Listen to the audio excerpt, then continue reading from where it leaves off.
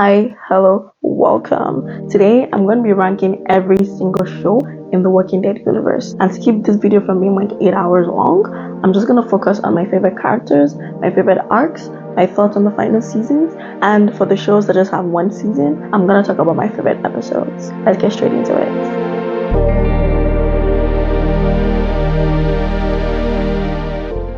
Okay, so this video was supposed to be out before The Ones Who Live came out.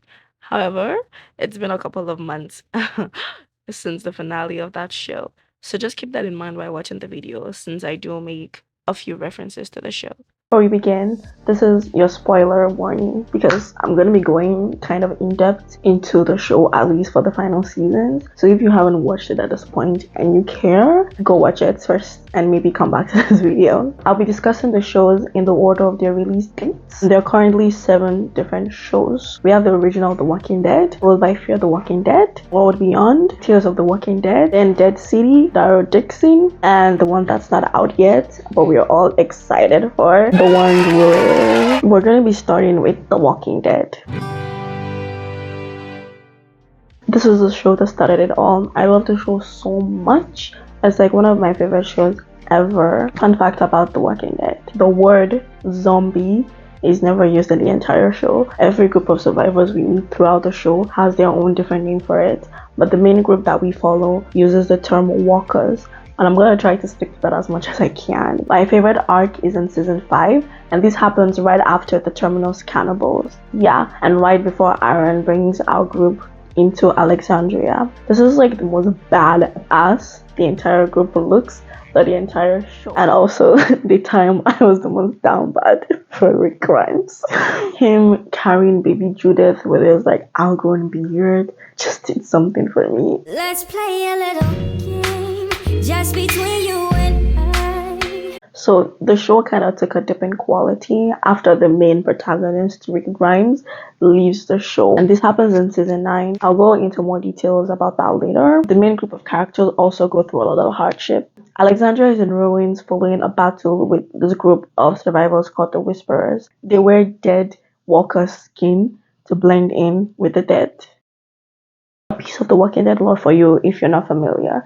If you're covered in walker blood and guts or with their skin, you can walk safely among them and they won't be able to smell you. Okay, so back to season 11. Eugene is one of the main characters of the show. He's like super smart, and I'm something of a scientist myself. He made contact with someone over the radio and she tells him she's from this big community that can help him. So Eugene and a few other characters go on a trip to find out if it's legit, and they end up surrounded by a bunch of Star Wars looking soldiers from a place called the Commonwealth. Weapons down! Hands in the air! Now! Hands up! Breathe! Hands in the air! The Commonwealth is a huge community, way bigger than any group that we've seen throughout the entire show, with about 50,000 people living in there. They agree to help, and so a couple of our main characters go into the Commonwealth to live there and learn exactly how it works. It's organized just like the before times, and people are assigned normal jobs, and they even use money, like actual paper cash. Back at Alexandria, the Commonwealth is actually helping rebuild, and Pamela, the leader of the Commonwealth, along with Hornsby, her right-hand man, go to visit to see how things are going. And side note, Hornsby has been the one in communication with everyone in Alexandria and is kind of like organizing everything. And at this point in the story, there are 3 main settlements our main group kind of are the leaders of. There's Alexandria, the Hilltop, and Oceanside. Yeah, they're very literal names.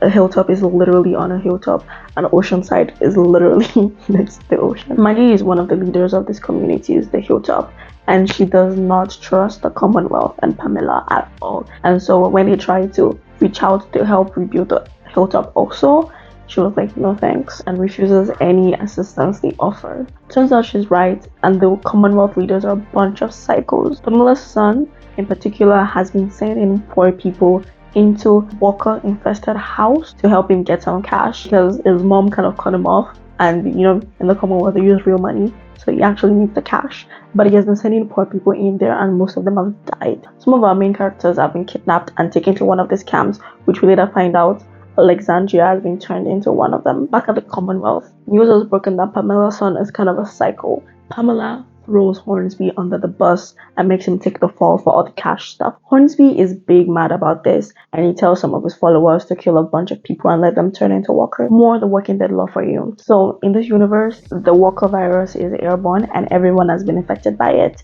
So there are three main ways to turn into a walker. One is to get bit by one.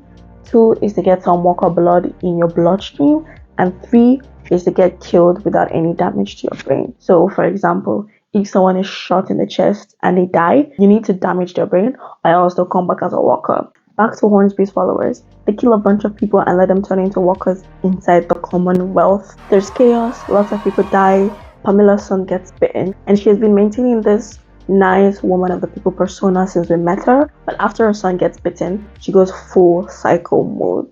She captures Hornsby, locks him up with her son, who has now turned into a walker, throws a dead body in there and tells him to feed her son. Part of our main group, Daryl and Carol free Hornsby to get the location of those prison camps in order to rescue the characters that are currently being held hostage there. After they get the information, they kill them. Meanwhile, the rest of our group is leading a resistance within the Commonwealth and organizing protests against Kamala. A different group of characters are making their way back to Alexandria, but they're attacked by a group of walkers and are forced to take shelter in an abandoned house nearby. But a walker turns the doorknob and opens the door. They assume it's Whisperers, the group that wears walker's skin to blend in with them, so they evacuate to the roof, where one of the walkers proceeds to climb the walls to get them on the roof. Aaron, one of the characters, grabs this walker, pulling off the mask, expecting a person to be underneath, but it's just rotten muscle and everyone freaks out.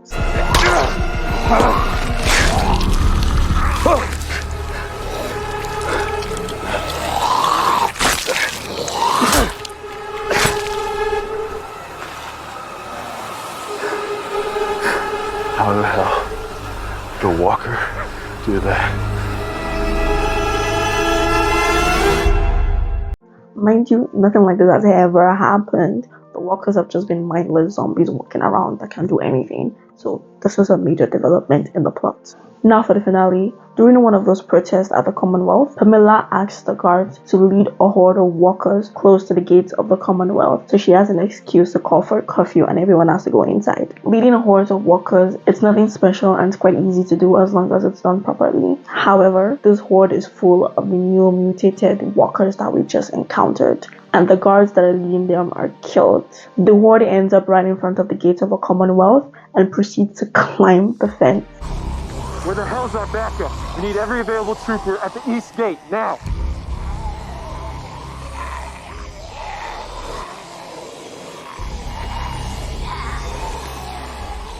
One of the guards on the guard tower is attacked and he pushes a lever that opens the gate and the entire horde comes into the Commonwealth.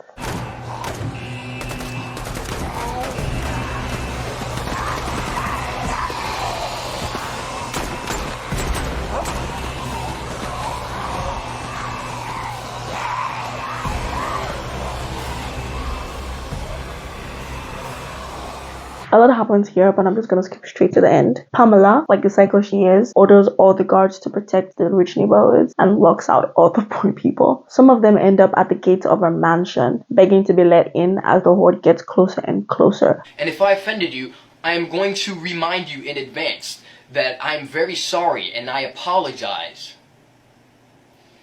for the inconvenience of me not keeping up. All of our main characters end up reuniting, and with the help of one of Pamela's top guards, Mercer, they open the gates, save the people outside, and blow up the horde. There's a 1-year time skip. The Commonwealth, Alexandria, and the Hilltop are all thriving, but Daryl and Maggie leave to set up their spin-off shows. We get a cameo from Rick, who has not been in the show for the past 4 seasons, and Michonne, and they also set up their spin-off show. Overall, I'm not mad at how the show ended. The walkers mutating at the very end was kind of lame though, but after 11 seasons, I'll take it. So I'm gonna put the show in the S tier. It deserves that spot. Despite all the shortcomings in the later seasons and infuriating character deaths, it's still one of the best shows to ever exist, and one of my personal favorite shows. Up next, Fear the Walking Dead. While watching the final season, I realized just how much Morgan really carried this show for me. The final season is kind of hard to explain, but I'm gonna try my best. So, Morgan crossed over from the main show and became the main protagonist in season 4 after the previous one, Madison, died. At the end of season 7, Madison was revealed to have been alive this whole time. She had been working for the main villains of season 8, Padre, who hired her to steal kids from their parents. Padre's whole thing is parents bad, kids better off without them. Morgan and Madison meet for the first time after she steals his daughter, Baby Mo, and gives her to Padre. Okay, back to the final season. The first half of season 8 follows Morgan and Madison trying to break into Padre to get Baby Mo back. Okay, so I didn't really explain this part properly while I was recording. While trying to get to Padre, Madison and Morgan are being hunted down by the parents of the kids Madison has kidnapped. P.S. No one knows where Padre is located, including Madison, because she's blindfolded every time she goes there. They end up making it to Padre, a fight breaks out, and they get separated. Now, back to the video. And so there's a 7-year time jump. Madison was captured by Padre and has been tortured this entire time. Morgan and Baby Mo's mom gave her back to Padre after realizing they couldn't keep her safe. They later changed their mind. Baby Mo and Madison escape from Padre. Baby Mo's mother dies, and our main group of survivors reunite again after being separated this past 7 years to fight Padre and take it for themselves. And it ends with Morgan leaving the show with Baby Mo to go find Rick, the main protagonist of the original show. Yeah. Also, I forgot to mention Madison has lung issues now, which requires her to always carry an oxygen tank. So I think the first half of season 8 was a little slow, but it kind of picks up at the end. And the whole Padre storyline with Madison stealing babies was kind of interesting. The second half of season 8 begins with Madison resuming her role as the main protagonist of the story, but I don't think she carried the torch as well as Morgan did. She has been dead for like 4 seasons at this point, and like I said before, her whole reintroduction with the whole stealing babies thing for Padre was quite interesting. But after that was over, she kind of became really boring and so fucking annoying. She does so many horrible things and she thinks she's justified because she lost 2 of her kids and she can just do whatever she wants because she's a grieving mother. Okay? Almost literally every character on the show has lost a child. Like, what? They also brought back another character who has been dead for the past like 5 seasons, Troy. I barely remembered who this guy was, and Madison killed him before because he was a racist psycho. He has a daughter now, and the main plot of the rest of the season is him wanting to take away Padre from Madison for revenge because she killed him and indirectly caused the death of his wife. Another subplot is him telling Madison that he killed her daughter Alicia, who had disappeared since the last season. Turns out he was lying about that. Anyways, Madison ends up killing him. In his dying breath, he tells her that the child's mother is actually her daughter Alicia. So, it's the finale now. Troy's followers are big mad that Madison killed him, and so their plan is to release a horde of walkers onto Padre. Madison tells the rest of her group to go fuck themselves and to figure out the whole horde situation by themselves. She then proceeds to force this child at gunpoint to get into a car and follow her to go find her daughter Alicia. But before they're able to leave, the child shoots Madison in the chest, as she should, and escapes. Now we cut back to the rest of the group trying to fight the horde of walkers, and surprise surprise, turns out Madison survived the gunshot because of a necklace in her pocket that belonged to her daughter Alicia, which stopped the bullet from penetrating into her skin. And she ends up saving everyone from the horde of zombies on the island of Padre.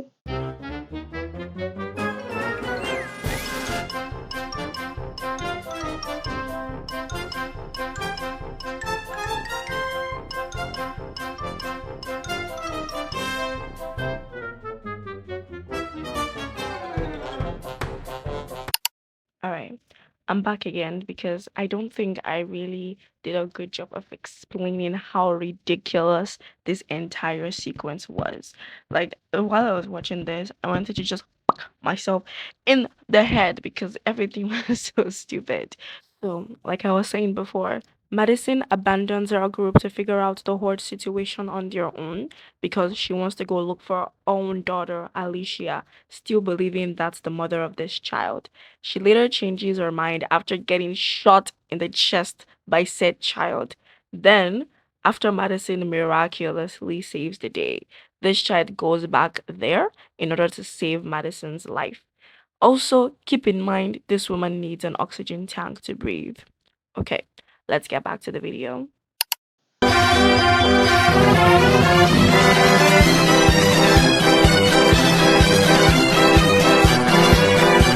So I'm supposed to believe this child somehow figured out where Madison was buried. Mind you, she wasn't there for the battle. But okay, she miraculously finds Madison, digs Madison out of the rubble, drags Madison on a stretcher to safety, all by herself. Right. Alicia ends up finding him in a tent, and we find out once again that Troy lied, and Alicia is not the mother of the child. So they have a sentimental moment, finding out the rest of the group is doing good and helping people in the name of Madison, and they rebranded themselves from Padre to Madre. And they all lived happily ever after. I had hope that Fear the Walking Dead would get a solid ending, especially after the amazing final season we got on The Walking Dead and the first half of season 8, but nope. The second half was really boring, the writing was not great, and the pacing was dog shit. My favorite arc is definitely in season 5 and 6, when Virginia is introduced as the main villain, and our group fights back against her. She was a great villain and died, unlike someone. So I'm gonna put the show in the D tier. It was always kind of bad, and the plot was always convoluted, but it reached new lows. Up next, World Beyond. I don't have much to say about the series. Most of the characters were annoying and boring. The most interesting thing about it was getting more info about the mysterious helicopter people, aka the CRM, and also that the apocalypse possibly started in France. It was also cool to get Jadis's backstory. She was a character on The Walking Dead, and she was kind of involved in the disappearance of Rick Grimes from the show.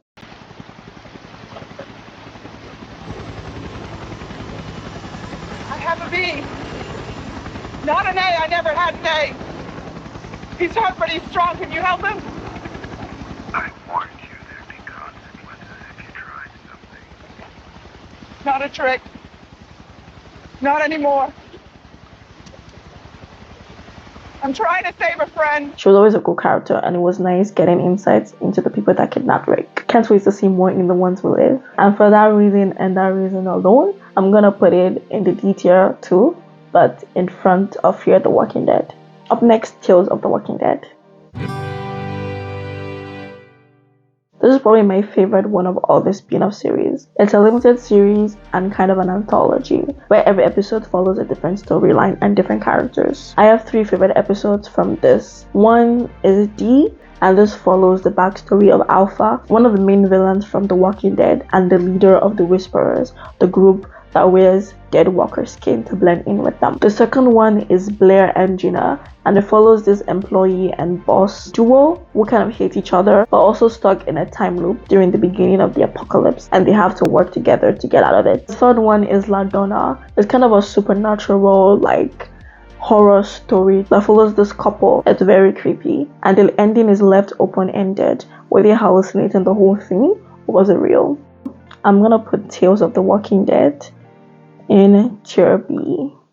And that's the end of part 1 of this video. Thanks for watching. Bye.